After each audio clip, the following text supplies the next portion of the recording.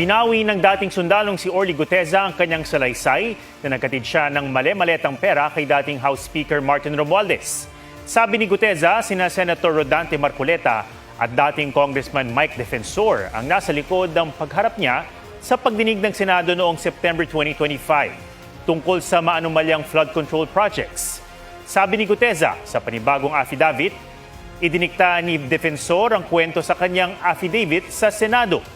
Inayos naman daw ni Marcoleta ang draft na tinype ng manugang ni Defensor na si Mark. Pinangakuan daw ni Guteza ng pera at scholarships para sa mga anak. Pinilit niya sa akin na ako na lang sabay sabi na basahin mo lang yan at mababayaran mo naman. Ako ay pilitan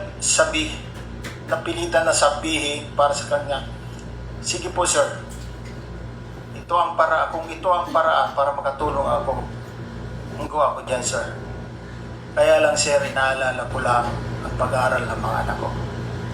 Nag-promise ng CAS Educational Scholar si former Congressman Mike Defensor. Ang pagbaliktad ni Guteza, maliban sa kung wala ng ebidensyang lalabas at iba pang testigo na credible, saka lamang masasabing baka magaling magplano si Martin Romualdez o talagang di nangurakot.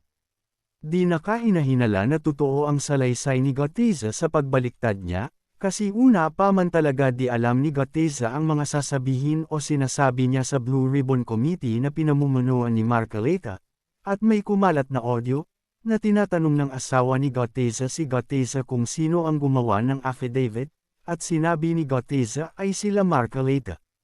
Dapat dinidisbar na si Marcoleta noon pa at inalis sa Senado, at di na makalabas ng kulungan, kasi yan ang hatol sa plunder at qualified theft.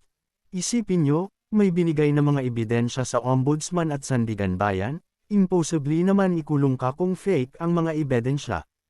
Ito ang isang katanungan, ikaw ang pumirma o nagpalabas ng pera, impossibly ba na di mo alam na di winaldas ng mga kasamahan mo at ng mga senador yung pondo?